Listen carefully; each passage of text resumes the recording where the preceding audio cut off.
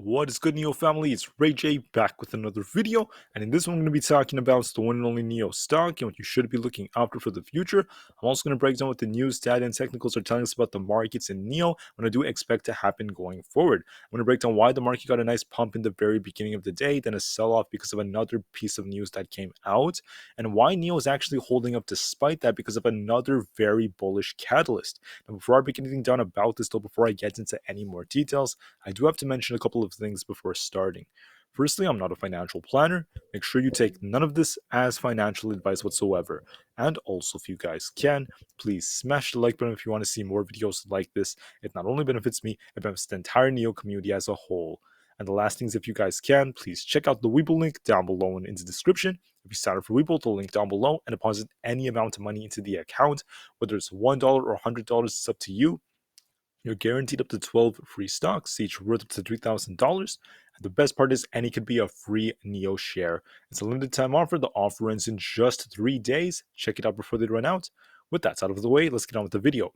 NIO is actually up about 1.76% as of right now, holding up quite nicely. And the real question is, why on earth is this happening? But first, I want to talk about how the market opened, and then I'm going to talk about NIO. Now, to start us off, for the overall market, we actually had a very, very nice open. The market actually pumped in the very beginning of the day. NIO actually pumped about 9.45, just under my 9.5 target, and then it ended up just cooling off and trading sideways from there.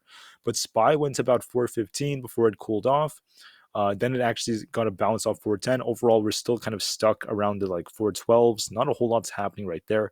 But overall, right, we got a nice pump in the morning because of the bank earnings, which were awesome, and then a bit of a sell-off.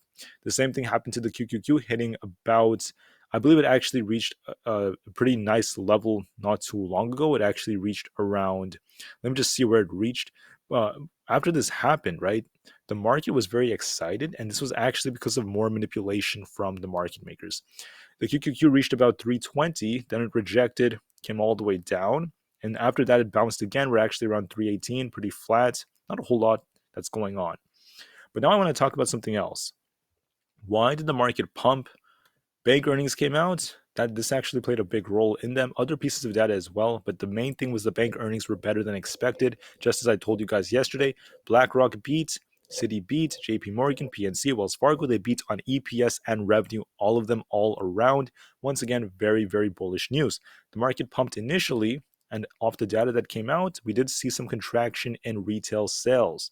So there is contraction in the economy, but the market liked the bank earnings. However, all of a sudden, the Michigan, consumer sentiment predictions did actually end up coming out, and we did see something that actually caused the market to freak out in the beginning.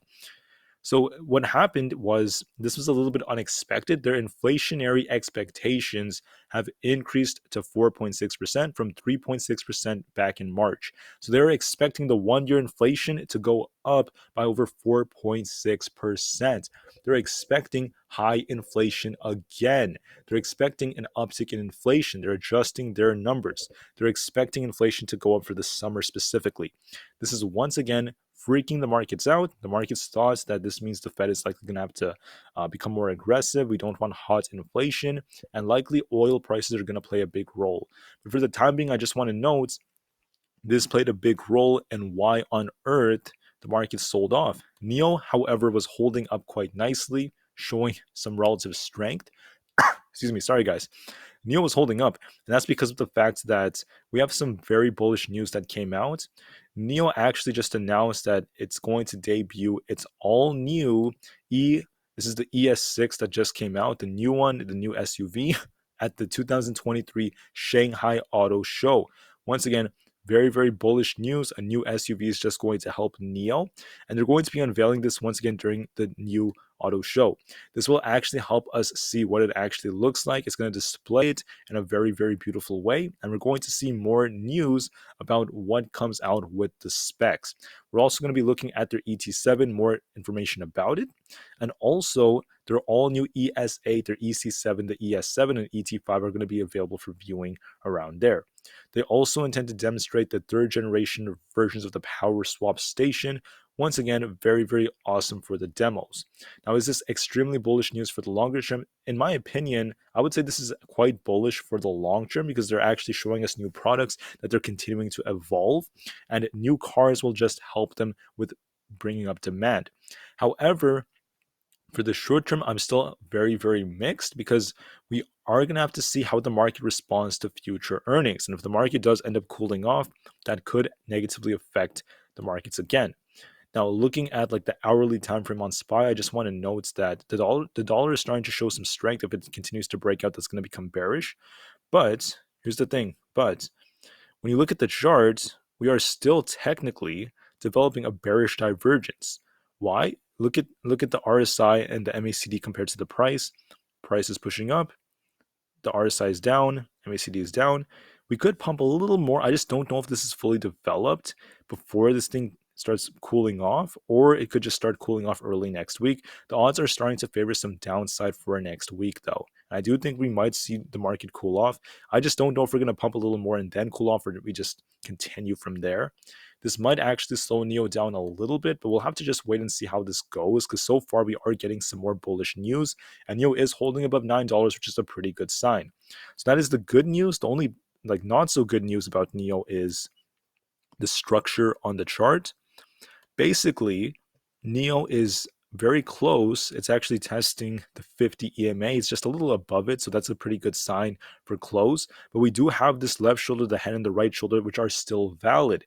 Notice how NIO hit 9.7, then our peak for today was around 9.5, so it is technically downtrending, right? It's actually getting lower and lower and lower overall. I'm sorry if this is too small, by the way, but it's still downtrending. This is still resembling, right, a shoulder, right? The right shoulder could still be forming. So we'll have to wait and see if this truly does play out. If it breaks below 9, it's most likely going to play out, and that will bring NIO down to the 8s.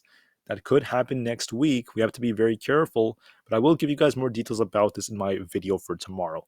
But for the time being, we were hit with some very bullish news with the new display that's coming out for NIO. That makes me very excited going forward, and I will give you guys more updates about the technicals going forward for tomorrow.